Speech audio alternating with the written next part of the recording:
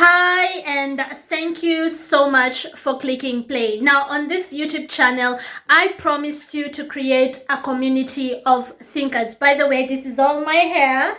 Lately, I've been wearing my natural hair more often, and I'm just taking a break from like wigs and weaves and braiding, but I will definitely go back to braiding because I live in Europe. It's very hard to maintain our afro type hair.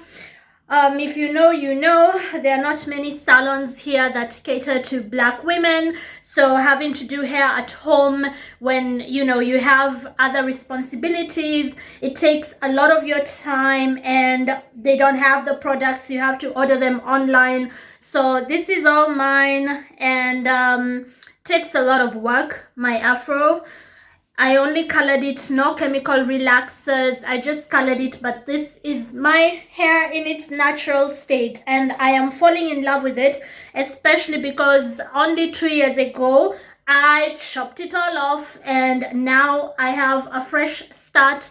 No heat. I decided I don't need any heat on my hair. No heat. I'll just maintain it because I think when we grow up in Kenya, or generally on the African continent, we are not educated on how to take care of our natural hair, because we are taught that the more straight your hair is, the more Caucasian your hair is, the better for you. So we subject our hair to a lot of manipulation, a lot of heat, and a lot of chemical relaxers that end up damaging it. So I am learning how to take care of my hair by myself.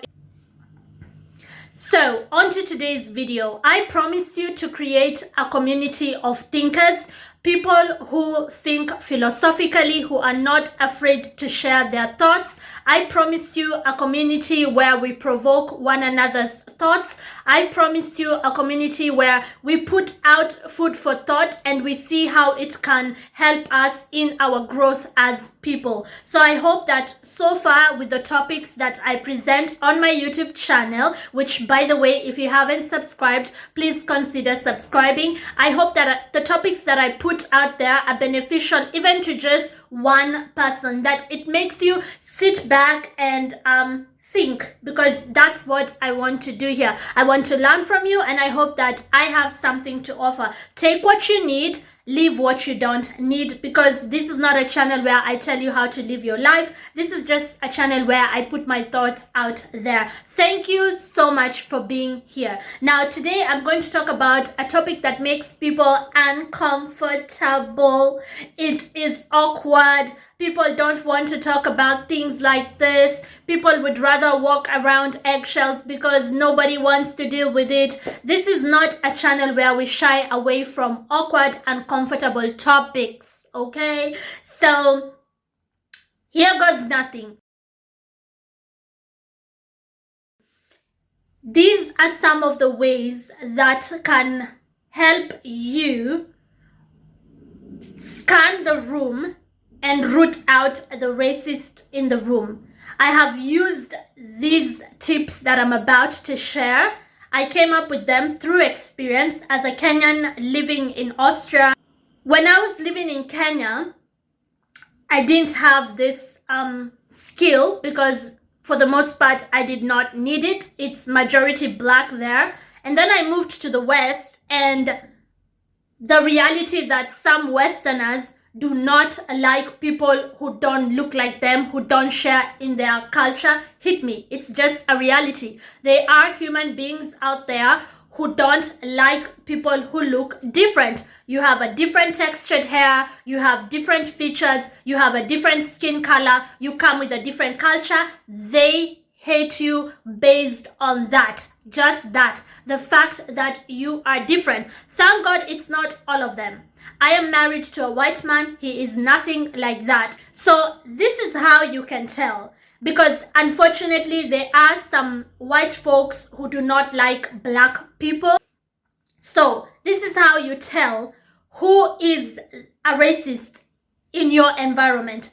Number one, they get very uncomfortable when you point out racism. So I will explain this first point with an example, a real life example at my place of work. One time, because I work in a place where I have to talk to guests directly, one time I faced a racist guest who actually threw a racial slur at me. Just some stupid guy. I mean, that sort of racism where they go on to throw a racial slur at you, insult you to your face. For me, I classify that as stupidity, mostly like stupidity. That is not something that will affect you. Of course, words can like break your heart or make you feel bad, but you will get over it. So that was just some stupid guy who did not have his way. He asked me for something. I told him we are not allowed. And I tried to explain to him calmly, and then he went on to throw racial slurs at me. I involved the police. They took care of it because racism is illegal. So like a lot of people tend to forget that. And so yeah, so that was that. That was just some stupid guy, you know. That is not significant racism. That is not the racism that will stop you from getting employment or having a roof on top of your head or having, you know, food on your table or clothes on your back. That is for the most part just stupidity. That is not the kind of racism that, you know, I'm afraid of. There's a different kind of racism which is deeper and which is harder to notice or to root out. So I want to teach you how to be able to root out, because it's the racism that you should be afraid of or worried about. Not these stupid people, you know, just some random, I guess in America they would call them rednecks, or like some white trailer park trash. I'm not saying every single redneck acts like that or every single white person who lives in a trailer acts like that. I'm just talking about, you know, that level of racism where it's just somebody who's just stupid, saying dumb things. That's not gonna affect your life. But the kind of racism that I want to now explain to you is the kind of racism that could stop you from making a living, having a livelihood. And it's the one that I want to teach you how to root out.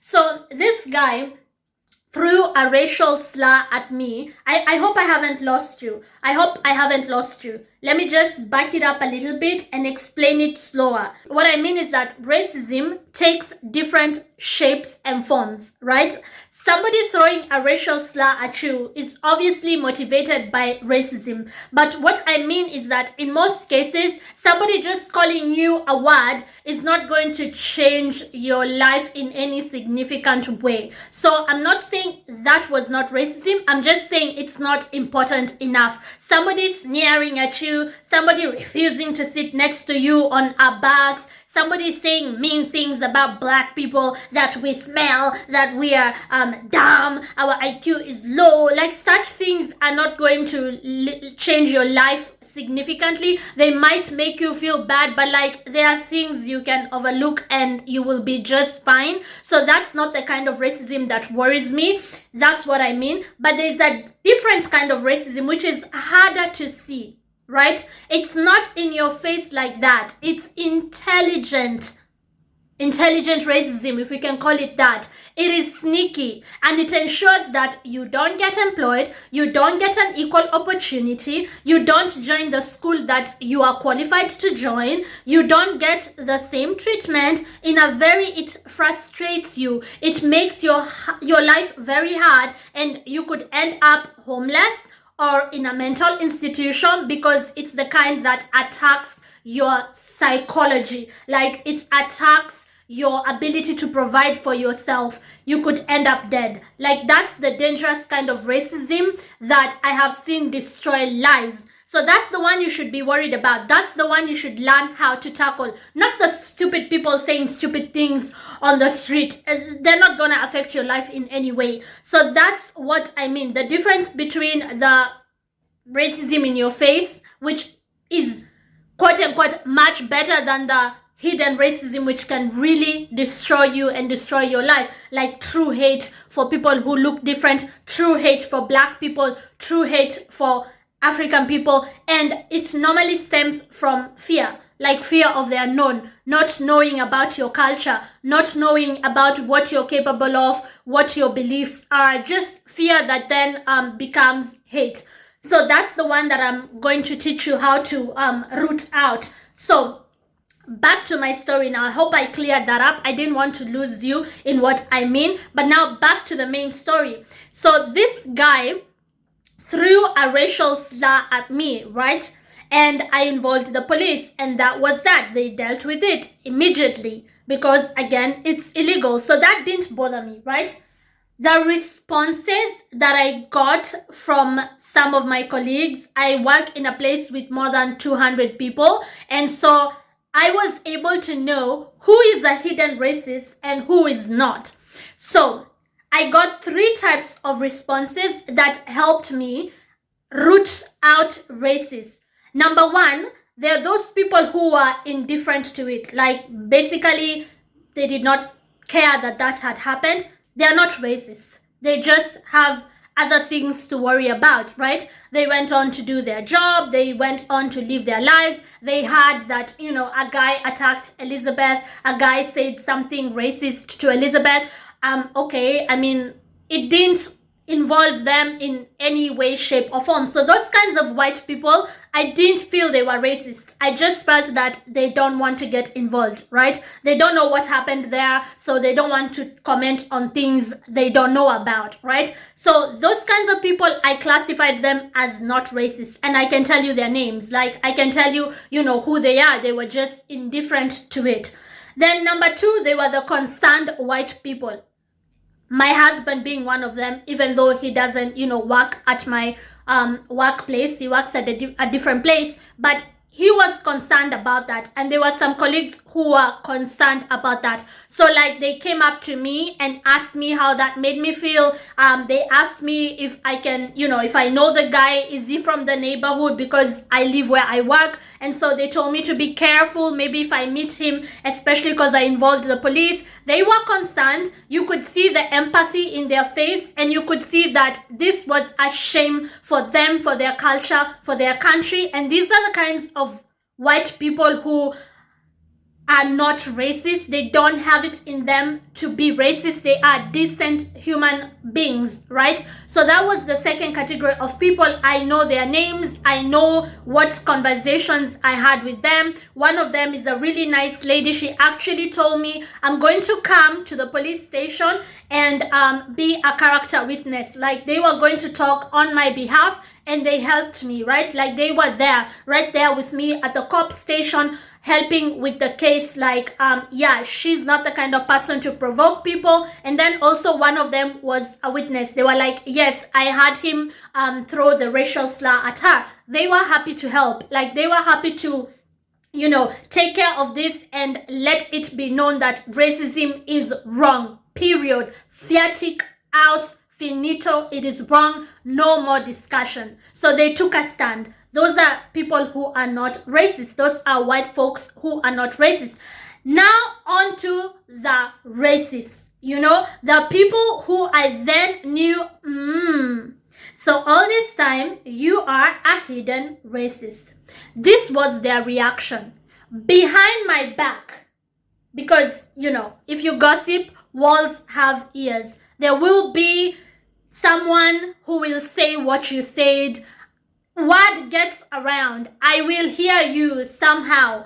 Either you will tell me something that informs me that you were talking about this, or somebody will have heard you. Word will get around, right? And from your character, from how you talk, you will out yourself. That's the thing about gossipers. They don't know that they tell you what they were talking.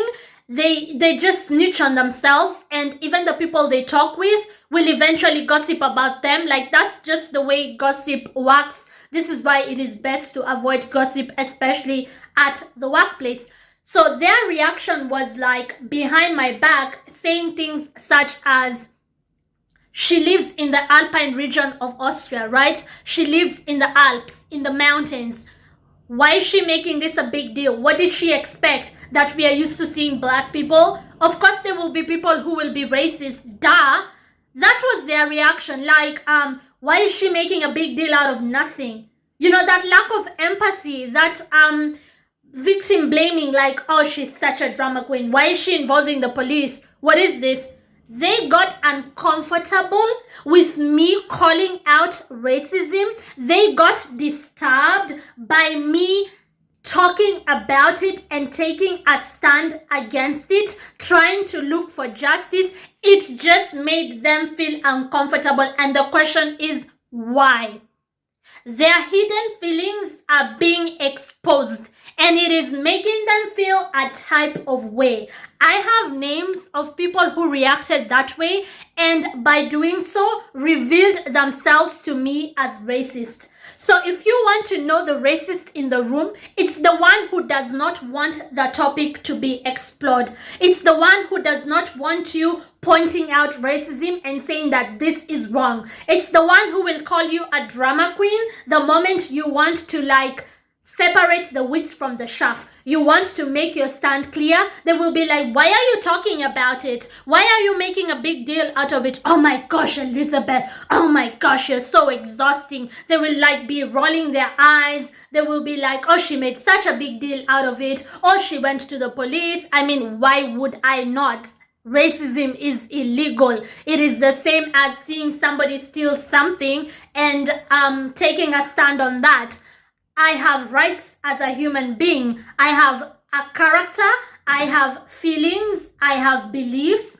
I am a person. You cannot just attack me. If something like that happened to their loved ones, they would say stop to the person who attacks their loved ones. But in this case, they felt that I was making a big deal out of nothing. And by doing so, they exposed themselves as racist. So, observe the room. Who is the person who would rather not talk about that? Who is the person who would rather you don't have a voice? Who is the person who will act like you're being too much? You are exhausting. Oh, so anstrengend. Why are you, that is German for strenuous. Why are you talking about it? If you just don't talk about it, it will go away. Like sticking, their head in sand like the proverbial ostrich, hoping that the enemy somehow disappears in the background.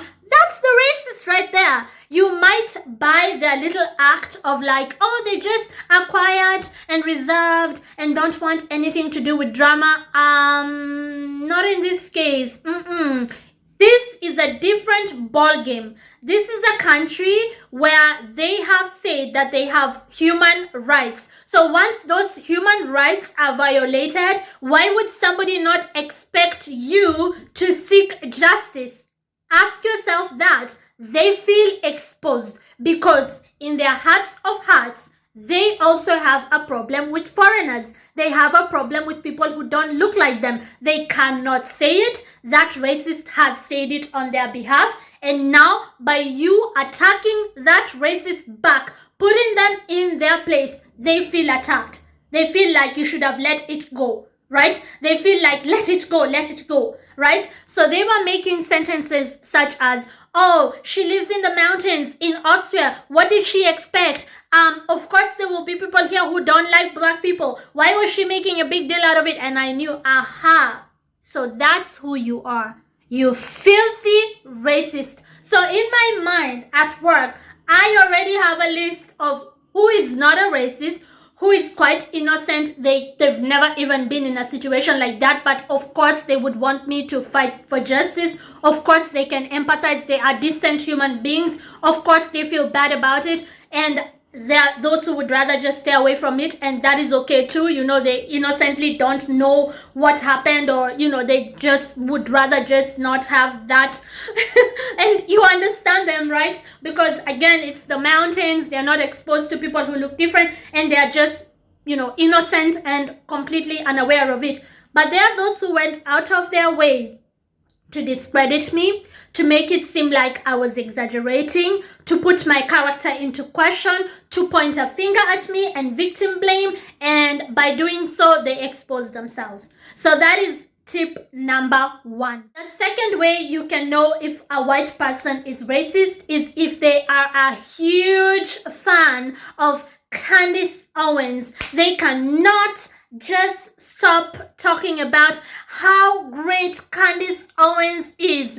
Yes, I am not even trolling. For me, that has always been an indication. I have lived and worked in many places where I was the only black person. And one thing that I noticed a pattern in is that When a white person wanted to talk BS about black people, when they wanted to reinforce stereotypes, doesn't matter where you're from, maybe you're not even from the States, you're not African American, like I'm Kenyan, there are some black people from the Caribbean, but they wanted to reinforce stereotypes that black people are violent, black people are stupid, they have low IQ, black people are this and that and the other, just because they have their own issues.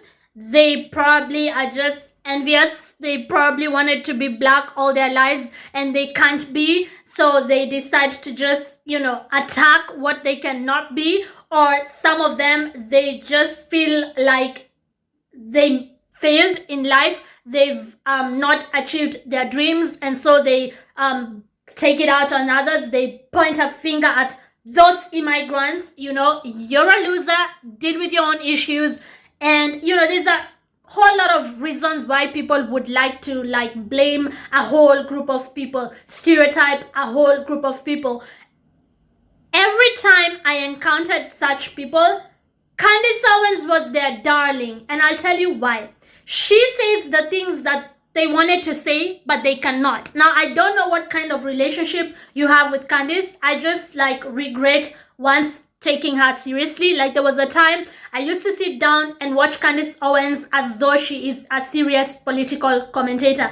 That's before I realized that, hold up, the woman is a self-hating clown. Why did I ever think you were serious? That was way back when, right? Anyways, the video is not about Candace. If you notice that there is a white person who is a great admirer of Candace Owens, they probably have that mentality of why can you not be like Candace Owens?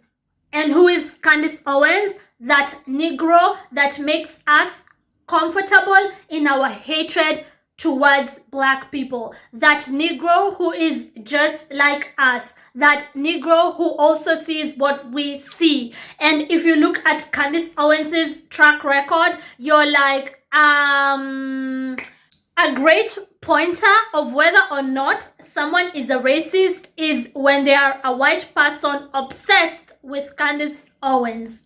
Yes, that is not me trolling. That is something I have experience with. Every time I encountered a white person who said some of the most racist crap, some of the most hateful, condescending things, they were a staunch follower, a lover of Candace Owens somehow. So that's that. Number 3, white liberals.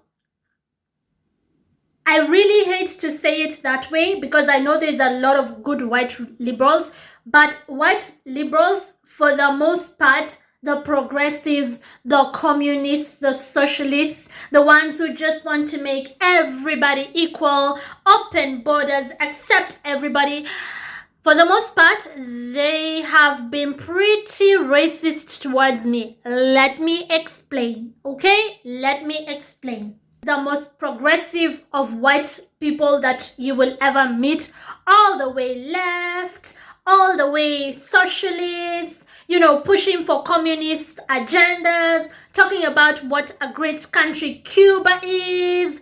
The way they used to talk to me is as though I was handicapped, somehow disabled, and I need government help, like social services. Or don't apply there. They don't take black people, they wouldn't take foreigners. Why? Because of the German language. I mean, I can learn it. No, just because Austria is a very racist country. Every single thing they told me was a lie. It was all in their head, not viewing people who don't look like them as equals. So I remember one time my husband asking that family member of his, why are you telling her that? She's just as capable as we guys, right?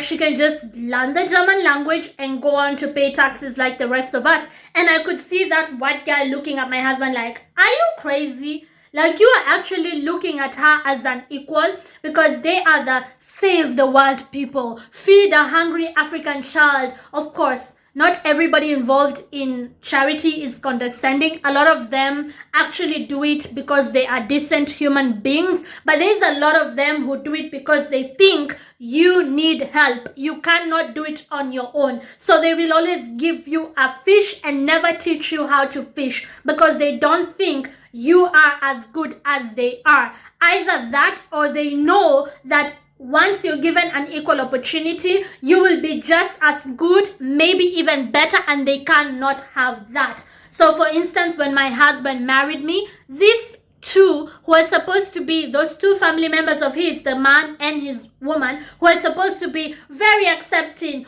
open borders, free speech people, very socialist and communist and looking at everybody as equals, they were the only ones who thought it did not make sense that he married a Kenyan. Like, they were the only ones who thought, why wouldn't he marry just an Austrian girl?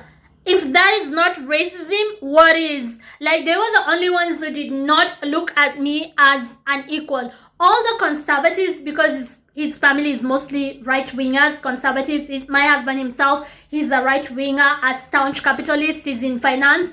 They looked at me as an equal. You know, no hanky-panky, no dilly-dally. When you come to our country, respect us, accept our culture, learn our language, you will be just fine. They treated me as an equal. I don't see any racism in that. But the people who are supposed to be charity people, who love foreigners, who accept everybody, they were the ones who looked at me as a child who cannot take care of herself, who needs to be helped forever. Give the African girl a piece of bread, you know? She's hungry. This is why she left Kenya. They cannot be like us. They need help at all times. Go to the social service. They wanted me to take the free government money, and I was like, why? I can just work like the rest of you, pay taxes like the rest of you, right? And when my husband asked him that, like, she can just learn the German language, it was like a shocker to them, like, oh, so you are thinking of her as an equal. These people who are on the left, like especially far left, who are supposed to be very liberal and very accepting, are some of the most racist people you will ever meet. They will never view you as an equal. They expect you to give them sob stories, sad stories about your struggle. If you go to them sober-minded and just, you know, you have a good head on your shoulder and you're confident, they get very offended. Like, they just feel attacked. Like, you're actually thinking of yourself as my equal. You live in our neighborhoods, same level, you know, middle class or upper middle class. You work like the rest of us. You pay taxes. You have a life. You have a husband. You go out eating with him. You go out to have a glass of wine. You're just like us, and it offends them. They cannot take it. It's too much for them. You are too much, because you should be the hungry African girl who is out here selling her body, dying on the streets, homeless, begging the government for help. You should be locked up in a mental institution because you have a lot of trauma from Africa. Like, that's the image they like. I call it trauma porn that CNN and BBC has sold them over the years, and they are here to save the world. Captain, save me. I hate that it's called white savior complex of liberals. I really hate it. I'm not saying all of them are like that, but there's a lot of them who are like that, who don't view you as an equal at all. You are there to be saved, and when you can save yourself, they hate you. Their hate finally comes out. You finally see it that no, we were just helping you to keep you down there. The moment you started rising and being confident and just like being an equal, maybe even performing better than us, having a better life, it's like we have to get rid of you. Those are true racists. So those are my 3 ways in which you can root out a true racist. Number 1, they get very uncomfortable when you point out racism. Number 2, they are a huge fan of Candace Owens. And number 3, they are a white liberal. Yeah, I'm not saying all white liberals, but you get the point. Thank you so much. Oh, I could do a mohawk. Punk rock. Thank you so much for watching this video. I have to start getting ready because today I have to work a few hours. And if you liked anything you saw or heard, be sure to subscribe to this YouTube channel, and I will see you on the next one. Ciao.